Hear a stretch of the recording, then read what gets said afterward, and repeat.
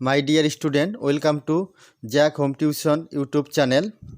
ইয়াতে এক্সারসাইজ 5.2 গণিতবিলাক কৰা হৈছে তোমালোক চোৱা। নাম্বাৰ 6 এটো কোশ্চেন চোৱা। ইয়াতে কৈছে এটো এটা সমান্তৰ প্ৰগতি। এই সমান্তৰ প্ৰগতিটোৰ -150 সংখ্যাটো কোনো এটা পদ হ'ব পাৰেনে পৰীক্ষা কৰা। মানে এইটো সমান্তৰ প্ৰগতি যেনে প্ৰথম পদ, দ্বিতীয় পদ, তৃতীয় পদ, চতুৰ্থ পদ এনেকুৱা পদ গৈ গৈ গৈ কোনো এটা পদ -150 হ'ব পাৰে কি নোৱাৰে এইটো পৰীক্ষা কৰি চাব কৈছে। এইটো পৰীক্ষা কৰি চাব লাগে। পৰীক্ষা কৰি চাওঁতে এটা কথা তোমালোকক মই কৈ আছো, সেইটো হল ইয়াতে চোৱা এইটো প্ৰথম পদ, এইটো দ্বিতীয় পদ, এইটো তৃতীয় পদ, চতুৰ্থ পদ। এই সংখ্যাবিলাক হল পূৰ্ণ সংখ্যা, ভগ্নাংক সংখ্যা নহয়। অৰ্থাৎ পদৰ সংখ্যাবিলাক হল পূৰ্ণ সংখ্যা। যি পদৰ মান 150 এইটো পূৰ্ণ সংখ্যাত আহিব। যদি পূৰ্ণ সংখ্যাত আহে তেনেহলে পদটো -150 হ'ব, আৰু যদি ভগ্নাংক সংখ্যাত আহে তেনেহলে কোনো পদৰ মান -150 নহব। গণিতটো চালে তোমালোক গম পাবা। চোৱা ইয়াতে দি আছে প্ৰথম পদ যেটোক a বুলি ধৰা হয়, a ইকুয়াল এটো দি আছে 11 আৰু সাধাৰণ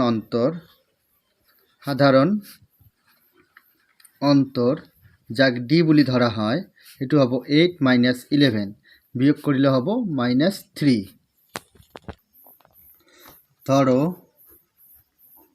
ধরো প্রগতিটোর মানে এপি শ্রেণীটোর nতম পদ হল কি হব -150। অর্থাৎ ধরা হল যে -150 যেটো পদ হব যার মান হব এটো nতম পদ। গতিকে আমি nতম পদৰ ক্ষেত্ৰত লিখিব পাৰো, কি লিখিব পাৰো যে an ইকুয়াল -150 এটো nতম পদৰ মান। और এটোৰ ফৰ্মুলা তোমালোকৰ জানা আছে, আগতে কৈ দিয়া হৈছে। ফৰ্মুলাটো হল a + n - 1 * d ইকুয়াল -150। और এর মান বহাই দিয়া আর ডির মান বহাই দিয়ে এর মান আছে 11 + n - 1 * d, ডির মান দিয়েছে -3, একটু 3 বহাই দিয়া ইকুয়াল -150। और 11 একটু পূরণ করে দিলে হবে প্লাস মাইনাসে -3n মাইনাসে +3 ইকুয়াল -150। और একটু যোগ করিলে হবে 14 - 3n ইকুয়াল -150। और -3n টু ইয়েতে থাকিল ইকুয়াল -150 মাইনাস হব 14। और -3n ইকুয়াল মাইনাস এইটু হব 164 প্লাস করিলে এইটু হব তেনে হলে n ইকুয়াল -164 ডিভাইডেড বাই -3 মাইনাস মাইনাস কাটি গল n ইকুয়াল টু হব 164/3। ইয়াত চোৱা তোমালোক 3 ৰে এইটো হৰণ কৰা নাযায়, অৰ্থাৎ হৰণ কৰিলে এইটো ভগ্নাংক আহি যাব। হৰণ কৰিলে কি আহিব? ভগ্নাংক। এনৰ মান কেতিয়াও ভগ্নাংক হওয়া সম্ভৱ নহয়, কাৰণ n প্ৰথম, দ্বিতীয়, তৃতীয়, চতুৰ্থ, পঞ্চম, ষষ্ঠ এনেকুৱা কিছুমান পূৰ্ণ সংখ্যা আহিব, কেতিয়াও ভগ্নাংক আহিব নোৱাৰে। ভগ্নাংক পদৰ মান দি আছে, এইটো কেতিয়াও হ'ব নোৱাৰে। হে তোমালোক লিখিবা, ইয়াতে লিখিবা ই হল ভগ্নাংক। এইটো ভগ্নাংক আহিছে, ভগ্নাংক। গতিকে -150 কোনো পদৰ মান হ'ব নোৱাৰে, এইটো লিখিবা তোমালোক। অৰ্থাৎ -150 কোনো পদৰ মান হ'ব নোৱাৰে, কাৰণ যেহেতু পদৰ সংখ্যাটো আহিছে ভগ্নাংক, সেয়ে হ'ব নোৱাৰে। এতিয়া নাম্বাৰ 7 কৈছে এটা সমান্তৰ প্ৰগতিৰ 11তম পদটো হল 38 আৰু 16তম পদটো হল 73 হলে তাৰ 31তম পদটো নিৰ্ণয় কৰিব লাগে। ইয়াতে 11তম পদ দি আছে আৰু 16তম পদ দি আছে। এটা সমান্তৰ প্ৰগতিৰ, এই সমান্তৰ প্ৰগতিটোৰ প্ৰথম পদটো ইয়াতে দিয়ে নাই আৰু সাধাৰণ অন্তৰটো ইয়াতে দিয়ে নাই। যেহেতু প্ৰথম পদ নাই আৰু সাধাৰণ অন্তৰ নাই, এইটো ধৰি ল'ব লাগে। চোৱা মই কৰি আছো। ধৰো সমান্তৰ প্ৰগতিটোৰ প্ৰথম পদ a আৰু সাধারণ অন্তর হল ডি যদি প্রথম পদ এ আর সাধারণত ডি দিয়ে থাকে তেনেহলে ইয়াতে 11তম পদ অর্থাৎ 11 পদ দিয়ে আছে এ 11 এটু দিয়ে আছে ইয়াতে 38 এ 11 38 দিয়ে আছে এ 11 এর ক্ষেত্রে আমি লিখিব পাৰো এ প্লাস 10 ডি ইকুয়াল হব 38 এটু তোমালোকক জানা আছে যে প্রথম পদৰ ক্ষেত্ৰত হয় এ দ্বিতীয় পদৰ ক্ষেত্ৰত এ প্লাস এটা ডি তৃতীয় পদৰ ক্ষেত্ৰত এ প্লাস দুটা ডি অর্থাৎ যিমান পদ হব তাতকৈ এটা ডি কম হব অর্থাৎ যেহেতু 11তম পদ ইয়াতে আছে গতিকে এ প্লাস 10 ডি হব 11 নহব 1 কম হব 10 ডি হব এটু 1 নং সমীকরণ বুলি ধৰা এটু আগত কোৱা হৈছে তোমালোকক আৰু কৈছে ইয়াতে 16তম পদ এ 16 ইকুয়াল এটু দি আছে 73 और ইয়াৰ ক্ষেত্ৰত আমি লিখিব পাৰো এ প্লাস 15 ডি ইকুয়াল 73 ইয়াকে 2 নং সমীকৰণ বুলি ধৰা এতিয়া চোৱা তোমালোক 2 নং সমীকৰণৰ পৰা যদি 1 নং সমীকৰণটো বিয়োগ কৰি দিয়া হয় তেনেহলে আমি ডিৰ মান ওলাব পাৰিম এটু কথা ইয়াতে লিখা যে 2 বিয়োগ 1 2 নং বিয়োগ 1 নং কৰি পাও এইটু কৰিম যদি কৰা হয় চোৱা তোমালোক ইয়াতে কৰি আছো এইটুৰ পৰা এইটু বিয়োগ কৰিলে একো না থাকে এ কাটি যাব 15 ডিৰ পৰা 10 ডি বিয়োগ কৰিলে থাকিব 5 ডি ইকুয়াল এতিয়া 73 ৰ পৰা যদি 38 বিয়োগ কৰি দিয়া হয় তেনেহলে ইয়াতে থাকিব তোমালোকৰ 35 और ডি ইকুয়াল 35/5 এটু কটাকটি কৰিলে ডিৰ মান হ'ব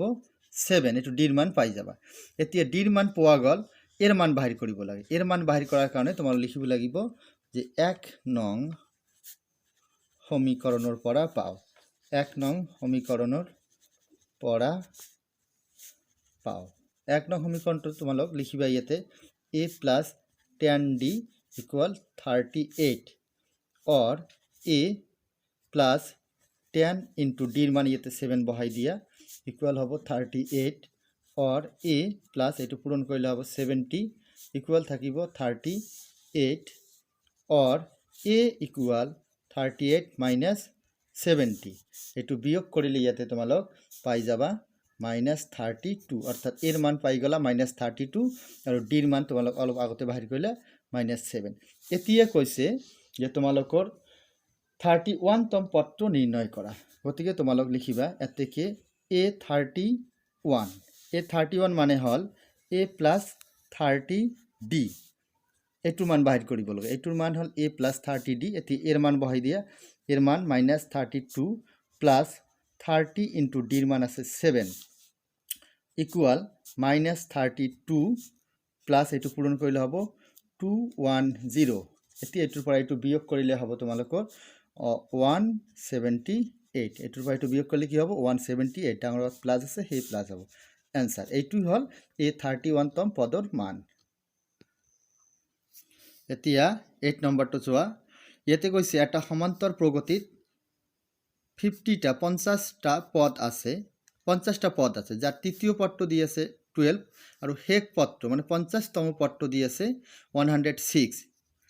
তৃতীয় পদটো দি আছে 12 আৰু শেষ পদ মানে 50তম পদটো দি আছে 106 যদি এনেকৈ থাকে তেনেহলে 29তম পদটো নিৰ্ণয় কৰিব লাগে এইটোৰ নিচিনা ইয়াতে কৈ দিছে তোমালোক চোৱা মই কৰি আছো 8 নম্বৰ গণিত ধৰো প্ৰথম পদটো a আৰু সাধাৰণ অন্তৰটো ধৰা হল d যদি এনেকুৱা হয় তেনেহলে আমি ইয়াতে তৃতীয় পদটো লিখিম তৃতীয় পদৰ ক্ষেত্ৰত লিখিম a3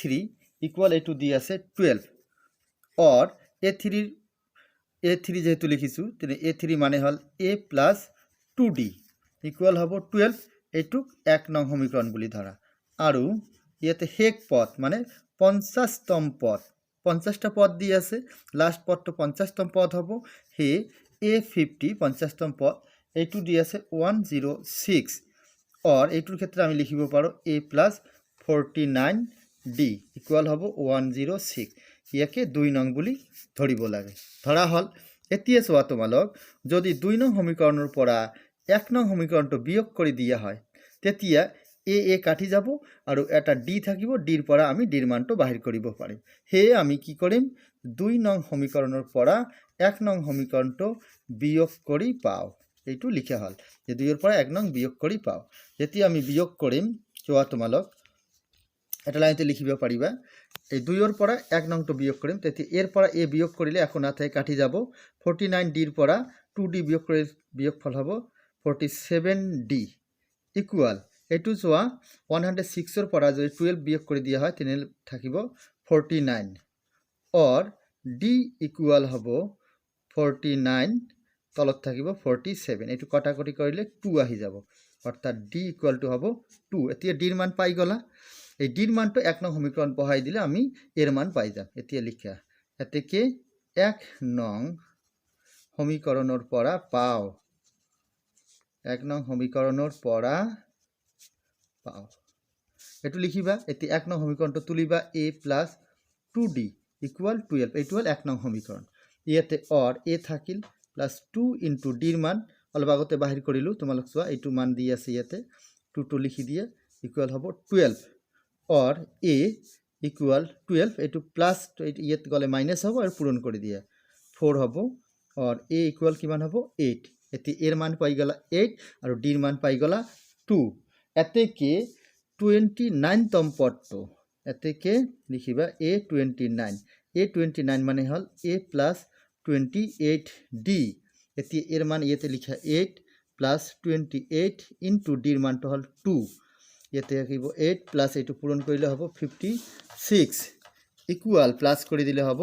64 অৰ্থাৎ a29 তম পদৰ মান হল 64 এইটোই হল आंसर এতিয়া নাম্বাৰ 9 টো চোৱা কৈছে যদি এটা সমান্তৰ প্ৰগতিৰ তৃতীয় আৰু নবম পদ দুটা ক্ৰমে 4 আৰু -8 তৃতীয় পদটো 4 দি আছে আৰু নবম পদটো দি আছে -8 তেন্তে ইয়াৰ কোনটো পদ শূন্য হ'ব অৰ্থাৎ এই প্ৰগতিৰ এই যে সমান্তৰ প্ৰগতিটো দি আছে ইয়াৰ এটা পদ শূন্য হ'ব কিন্তু যি পদটো শূন্য হ'ব এটো কিমান সংখ্যক পদ কিমান তম পদ এই কিমান তম পদ বা কিমান সংখ্যক পদ হেতু বাহিৰ কৰিব লাগে চোৱা তোমালোক মই কৰি আছো নাম্বাৰ 9 ইয়াতে লিখা হল ধৰো প্ৰথম পদটো হল a আৰু সাধাৰণ অন্তৰটো ধৰা হল d গতিকে তৃতীয় পদৰ ক্ষেত্ৰত আমি লিখিব পাৰো a3 ইকুয়াল এটো দি আছে 4 a3 মানে হল a plus 2d ইকুয়াল হ'ব 4 ইয়াকে 1 নং বুলি ধৰিলো আৰু কৈছে ইয়াৰ দি আছে ইয়াতে নবম পদটো হল a9 এটো লিখিব লাগিব a9 ইকুয়াল এটো দি আছে -8 or a9 মানে হল a plus 8d ইকুয়াল -8 ইয়াক 2 নং বুলি ধৰা হল এতিয়া আগৰ দৰে 2 ৰ পৰা 1 নং বিয়োগ কৰি পাও 2 - 1 এটো বিয়োগ হল কৰি পাও বিয়োগ কৰিলে হ'ব এৰ পৰা এটো বিয়োগ হৈ গলে এখন না থেকে কাটি যাব 8d ৰ পৰা 2d বিয়োগ হলে থাকিব 6d ইয়াতে -8 আৰু -4 আহি যাব বিয়োগ কৰিলে or 6d ইকুয়াল হ'ব -12 or d ইকুয়াল -12 by 6 এটো কটাকটি কৰিলে হ'ব d ইকুয়াল হ'ব -2 অৰ্থাৎ d ৰ মানটা এই দৰে পাই যাবা এতিয়া 1 নং সমীকৰণৰ পৰা পাও লিখা তেনেহলে আমি এৰ মান পাই যাম 1 নং সমীকৰণৰ পৰা পাও 1 নং সমীকৰণটো হল a plus 2d এটো দিয়েছে 1 নং সমীকৰণ ইকুয়াল 4 এটো 1 নং সমীকৰণ ইয়াতে a লিখা হল plus 2 into d ৰ মানটো -2 ইয়াতে লিখা যেহেতু মাইনাস আছে হে ব্র্যাকেট দিয়া হল ইকুয়াল 4 or a এটো -4 হ'ব ইকুয়াল 4 or a ইকুয়াল 4 এটো 4 হোফালে গলে প্লাস হ'ব ইকুয়াল হ'ব 8 অর্থাৎ এর মানটো হৈ গল 8 d ৰ মান -2 আৰু এৰ মান হৈ গল 8 এতি a আৰু d ৰ মান যেহেতু পোৱা গল এতি আমি বাহিৰ কৰিম যে কোনটো পদৰ মান শূন্য হ'ব এটো ধৰিব লাগিব ধৰো প্ৰগতিটোৰ nতম পদৰ মান হল nতম পদৰ মান হ'ব কি হ'ব শূন্য হ'ব শূন্য 0 ধৰা nতম পদৰ মান কি হ'ব শূন্য এই দৰে লিখিবা হে তোমালোক লিখিব পাৰা এতেকে an ইকুয়াল টু কি হ'ব 0 অৰ এ এনক আমি লিখিব পাৰো a plus n minus 1 into d equal 0 or এতিয়া এর মান ইয়াতে বহাই দিয়া এর মানটো কি বাহির হয়েছে 8 এর মানটো বাহির হয়েছে 8 ইয়াতে 8 লিখিম প্লাস n মাইনাস 1 ইনটু ডির মানটো বাহির হয়েছে -2 এটু -2 ব্র্যাকেটত লিখিলেই হল ইকুয়াল 0 और 8 এটু পূরণ করে দিলে হবে প্লাস মাইনাসে -2n মাইনাস মাইনাসে প্লাস 2 1 আর 2 পূরণ করলে 2 ইকুয়াল 0 और 8 আর 2 প্লাস করলে হবে 10 মাইনাস থাকিব 2n ইকুয়াল 0 -2n তো ইয়াতে থাকিল ইকুয়াল 10 তো হোফালে গলে হবে -10 और n ইকুয়াল -10 বাই -2 এটু কটাকটি করিলে হবে 5 और n ইকুয়াল 5 ইয়াতে ধরা হয়েছিল যে ধরো প্রগতিটোর n তম পদর মান হল 0 গতিকে আমি ইয়াতে লিখিব পাৰো n এৰ মান যেহেতু 5 আইছে গতিকে লিখিব পাৰো প্রগতিটোর 5তম দ্যাটস মিন পঞ্চম পদর মান হল 0 প্রগতিটোর পঞ্চম পদর মান হল 0 পঞ্চম পদর মান হল 0 বা 5তম পদর মান হল 0 অ্যানসার এতিয়া নাম্বার 10 এটা সমান্তর প্রগতির 17তম পদটো 10তম পদতকৈ 7 ডাঙৰ কৈছে সমান্তৰ প্ৰগতিটোৰ সাধাৰণ অন্তৰটো নিৰ্ণয় কৰিব লাগে 17তম পদটো 10তম পদতকৈ 7 ডাঙৰ দি আছে তেনেহলে সাধাৰণ অন্তৰটো কি হ'ব এটো বাহিৰ কৰি আছে চোৱা নাম্বাৰ 10 ইয়াতে ধৰিলো প্ৰথম পদটো a আৰু সাধাৰণ অন্তৰ দি আছে d এটো ধৰা হল যদি এনেকুৱা ধৰা হয় আৰু ইয়াতে কৈছে 17তম পদ a 17 হ'ব আৰু 10তম পদৰ ক্ষেত্ৰত হ'ব a 10 ইয়াতে কৈছে 17তম পদটো 10তম পদতকৈ 7 বেছি এইটো কিমান বেছি আছে 7 বেছি আছে এইটো 7 কম আছে হে এইটোৰ পৰা যদি এইটো বিয়োগ কৰি দিয়া হয় তেনেহলে ইকুয়াল কি হ'ব 7 হ'ব ইয়াতে কৈছে এই পদতকৈ এই পদটো 7 ডাঙৰ আছে হে আমি ইকুয়াল হিচাপে লিখিব পাৰো এইটো পদ অৰ্থাৎ 17তম পদ - 10তম পদ ইকুয়াল 7 और এইটো আমি লিখিব পাৰো এতিয়া a প্লাস 16d মাইনাস থাকিল এইখিনি ব্র্যাকেটত লিখা হ'ব a প্লাস কি হ'ব 9d ইকুয়াল 7 और ইয়াতে থাকিল a প্লাস হল 16d এইটো মাইনাসে পূরণ কৰি দিয়া পূৰণ কৰিলে হ'ব -a প্লাস মাইনাসে -9 এইটো a ভালকৈ লিখা 9d ইকুয়াল 7 और এতিয়া a কাটি গল 16d ৰ পৰা 9d বিয়োগ কৰিলে হ'ব 7d ইকুয়াল থাকিব 7 और তোমালোক অলরেডি গম পাই গলা d ইকুয়াল হ'ব 7/7 কাটাকটি কৰিলে হ'ব 1 অৰ্থাৎ d ইকুয়াল 1 d মানে কি ধৰা হৈছিল সাধাৰণ অন্তৰ আৰু এইটো বাহিৰ কৰিব লাগে হে তোমালোক লিখিবা এতেকে সাধাৰণ অন্তৰ মানে প্ৰগতিটোৰ সাধাৰণ অন্তৰ d কিমান বাহিৰ হৈছে 1 অ্যানসাৰ এইদৰে এইটো কৰিবা এতিয়া নাম্বাৰ 12 ইয়াতে কোশ্চেন তো সৰি নাম্বাৰ 11 তো চোৱা ইয়াতে কৈছে 3 15 27 39 এটা সমান্তৰ প্ৰগতিৰ কোনটো পদ মানে এটা পদ এটু 54তম পদতকৈ 132 ডাঙৰ হ'ব কৈছে এই প্ৰগতিটোৰ এনেকুৱা এটা পদ বাহিৰ কৰিব লাগিব যি পদটো এই প্ৰগতিটোৰে 54তম পদতকৈ 132 ডাঙৰ হ'ব এইটো পদ আমালোকক বাহিৰ কৰিব লাগে যেহেতু এই পদটো বাহিৰ কৰিব লাগিব সেই পদটোক আমি nতম পদ বুলি ধৰি লম চোৱা মই কৰি আছো ইয়াতে এইটো প্ৰগতি আৰু ইয়াতে ধৰিলো ইয়াত প্ৰথম পদ a যেটো 3 দি আছে আৰু সাধাৰণ অন্তৰ d যেটো 15 - 3 হ'ব বিয়োগ কৰিলে হ'ব কিমান 12 হ'ব এতিয়া প্ৰথম পদ আৰু সাধাৰণ অন্তৰ পাই গলো এতিয়া কৈছে কোনটো পদ ধৰিলো পদটো nতম পদ ধৰো পদটো হল nতম পদ অৰ্থাৎ nতম পদটো 54তম পদতকৈ 132 ডাঙৰ হ'ব ইয়াতে nতম পদৰ ক্ষেত্ৰত আমি লিখিব পাৰো an আৰু 54তম পদৰ ক্ষেত্ৰত লিখিব পাৰো a54 এই 54তম পদতকৈ এইটো পদ 132 ডাঙৰ আছে হে এইটোৰ পৰা এইটো বিয়োগ কৰিলে আমি লিখিব পাৰো 134 2 এইটো আমি লিখিব পাৰোঁ সেই আমি লিখিলোঁ এইটো একৰ্ডিং টু কোৱেশ্চন প্ৰশ্ন মতে লিখিবা তোমালোক পাৰিলে প্ৰশ্ন মতে এইটো পাৰিলে লিখিবা প্ৰশ্ন মতে n তম পদটো এই 54 তম পদতকৈ এইটো পদ 132 ডাঙৰ আছে সেই n তম পদৰ পৰা এইটো পদ বিয়োগ কৰি দিয়া হলে 132 হ'ব এইখিনি কথা মনত ৰাখিলে তোমালোক গণিতটো পাই যাবা অৰ n তম পদৰ ক্ষেত্ৰত আমি লিখিব পাৰোঁ a + n - 1 * d মাইনাস এইটোৰ ক্ষেত্ৰত আমি লিখিব পাৰোঁ কি a + 53d এইটো লিখিব পাৰোঁ ইকুয়াল হল 132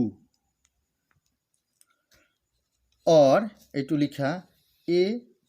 plus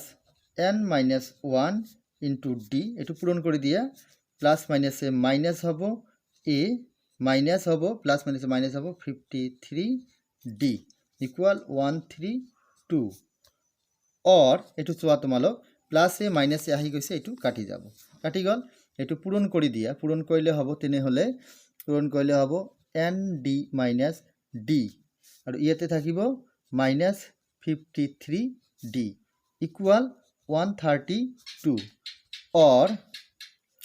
এইটো মান এতিয়া আৰু এটা লাইন কৰিব পাৰা এটা d আৰু 53d এইটো প্লাস হ'ব প্লাস কৰিলে হ'ব minus 54d equal 132 or ইয়াৰ পৰা মান বহাই দিয়া n থাকিল d ৰ মানটো দি আছে 12 এইটো বহাই দিয়া minus 54 into d ৰ মান 12 equal 132 or n into 12 এইটো থাকিল বা 12 n লিখিলো হয় এইটো পূরণ কৰি দিব লাগে এতে পূৰণ কৰি দিয়া মাইনাস এইটো হ'ব পূৰণ কৰিলে হ'ব 648 equal 132 or এইটো লিখা 12n equal 132 আছে এইটো হফালে গলে প্লাস হ'ব 648 or 12n equal এইটো প্লাস কৰি দিব লাগে প্লাস কৰিলে হ'ব তোমালোক প্লাস কৰিবা হ'ব 780 or n equal 780 divided by 12 এইটো কটাকটি কৰিব লাগে কটাকটি চোৱা তোমালোক এইটো তোমালোক 3 ৰে কটাকটি কৰা এটো হ'ব 4 এইটো 3 ৰে কাটিলে হ'ব 2 আৰু 1 থাকিব 1 হলে এইটো 18 3 ৰে কাটিলে 60 আকৌ 4 ৰে কটাকটি কৰা এটো হ'ব তেনে হলে 6 4 6 গুণ 24 ই বিয়োগ কৰিলে 2 0 হ'ব 20 এটো হ'ব 5 4 5 গুণ হ'ব 20 or n equal hall 65 n equal কিমান হল 65 আমি ধৰিছিলো যে ধৰো পদটো n মানে যেটো পদ 54 পদতকৈ 132 বেছি এইটো হল 65 হে তোমালোক লিখিবা এতেকে পদটো হল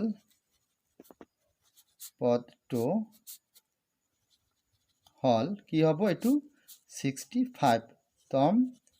পদটো হল 65 তম পদ आंसर এই দৰে তোমালোক এই গণিতটো কৰিবা এতিয়া নাম্বাৰ 12 এটো চোৱা ইয়াতে কৈছে দুটা সমান্তৰ প্ৰগতি আছে সাধাৰণ অন্তৰ একে দুটাৰে সাধাৰণ অন্তৰ একে হ'ব হিয়তৰ 100 তম পদ দুটাৰ পাৰ্থক্য 100 হিয়তৰ 100 তম পদ অৰ্থাৎ প্ৰথম প্ৰগতিৰ 100 তম পদ আৰু দ্বিতীয় প্ৰগতিৰ 100 তম পদ যি হ'ব সেই পদ দুটাৰ পাৰ্থক্য আছে 100 যদি এনেকুৱা দি থাকে তেনেহলে হিয়তৰ 1000 তম পদ দুটাৰ পাৰ্থক্য কিমান হ'ব 1000 তম পদ দুটাৰ পাৰ্থক্য কিমান হ'ব এটো বাহিৰ কৰিব লাগে চোৱা মই কৰি আছো ইয়াতে ধৰিলো প্ৰথম প্ৰগতিটোৰ প্ৰথম পদ x আৰু দ্বিতীয় প্ৰগতিটোৰ প্ৰথম পদ হল y আৰু যেহেতু সাধাৰণ অন্তৰ একে আছে দুটা প্ৰগতিৰ হে সাধাৰণ অন্তৰটোক d বুলি ধৰা হল অৰ্থাৎ উভয় প্ৰগতিৰ সাধাৰণ অন্তৰ হল d এটো দি আছে এতিয়া কৈছে দুটা প্ৰগতিৰ 100 তম পদ দুটাৰ পাৰ্থক্য কি আছে 100 হ'ব অৰ্থাৎ প্ৰথম যেটো প্ৰগতি আছে তাৰ 100 তম পদ হ'ব a 100 আৰু দ্বিতীয় আনটা প্ৰগতি এটুক যদি ক্যাপিটাল এ ৰে দেখুৱা হয় এটু a 100 ধৰা হ'ব এই দুটা পদৰ পাৰ্থক্য কিমান হ'ব 100 দি আছে a 100 অৰ্থাৎ প্ৰথম প্ৰগতিটোৰ a 100 আৰু দ্বিতীয় প্ৰগতিক যদি ক্যাপিটাল এ ৰে প্ৰকাশ কৰোৱা হয় তেনেহলে এটু হ'ব a 100 এতিয়া চোৱা এইটোৰ ক্ষেত্ৰত আমি লিখিব পাৰো এক্স প্লাছ 99d মাইনাছ আৰু এইটোৰ ক্ষেত্ৰত প্ৰথম পাৰ্টটো y বুলি ধৰা হৈছে, তেনেহ'লে y প্লাছ হ'ব 99d, এইটোৰো সাধাৰণ অন্তৰ একে আছে, ইকুৱেল 100 এইটো লিখিব পাৰোঁ। অৰ এইটো এক্স প্লাছ 99d এইটো মাইনাছ পূৰণ কৰিলে হ'ব মাইনাছ y প্লাছ মাইনাছে মাইনাছ 99d ইকুৱেল 100। এতিয়া চোৱা 99d প্লাছ মাইনাছ আছে, সেয়ে কাটি যাব, ইয়াতে থাকিব x minus Y equal to 100। এইটোক এটা 1 নং সমীকৰণ বুলি ধৰা। এতিয়া কৈছে দুটা প্ৰগতিৰ 1000তম পদ দুটাৰ পাৰ্থক্য কিমান হ'ব, অৰ্থাৎ প্ৰথম প্ৰগতিটোৰ 1000তম পদ আৰু দ্বিতীয় প্ৰগতিটোৰ 1000তম পদ দুটাৰ পাৰ্থক্য নিৰ্ণয় কৰা। আমি সেই লিখিব পাৰোঁ, প্ৰথম প্ৰগতিৰ 1000তম পদ A1000 এইদৰে লিখিম, আৰু দ্বিতীয় প্ৰগতি যিটো আছে তাৰ A1000 এইদৰে লিখিম। এই দুটাৰ পাৰ্থক্য মানে ইয়াতে মাইনাছ দিম, পাৰ্থক্য এইদৰে বাহিৰ কৰিব লাগে, অৰ্থাৎ স্মল a ধৰিলোঁ প্ৰথম প্ৰগতিটোৰ 1000তম পদ এইটো আৰু দ্বিতীয় প্ৰগতিটোৰ এইটো, ইকুৱেল এইটোক আমি লিখিব পাৰোঁ এনেকুৱা যে প্ৰথম প্ৰগতিটোৰ প্ৰথম পদ ax প্লাছ 999 এক কম হৈ যাব 1000তকৈ d মাইনাছ এইটো মাইনাছ d হ'ল ইনটু, এতিয়া এইটো প্ৰগতিৰ 1000তম পদ লিখিম, এইটো হ'ব y প্লাছ 999d, এইটো হ'ব ইকুৱেল এইটো হ'ল x প্লাছ আছে 999d, এইটো মাইনাছটো পূৰণ কৰিলে হ'ব মাইনাছ প্লাছে মাইনাছ y আৰু মাইনাছ প্লাছে মাইনাছ 999d। এইটো চোৱা, তোমালোক চালেই গম পাই গৈছে অলৰেডি, এইটো কাটি যাব, কাটি গ'লে ইয়াতে থাকিব এক্স মাইনাছ ৱাই আহি যাব, অৰ্থাৎ 1000তম পদ দুটাৰ পাৰ্থক্য হ'ল এক্স মাইনাছ ৱাই। কিন্তু তোমালোক 1 নং সমীকৰণটো চোৱা অলৰেডি, এইটোত এক্স মাইনাছ ৱাইৰ মান বাহিৰ কৰি ৰাখিছে কিমান 100, সেয়ে 1 নং সমীকৰণৰ পৰা ইয়াতে এইটোৰ মান বহাই দিয়ে কি হ'ব 100 এনচাৰ, অৰ্থাৎ প্ৰগতি দুটাৰ 1000তম পদ দুটাৰ পাৰ্থক্য হ'ব 100। Thank you my dear student.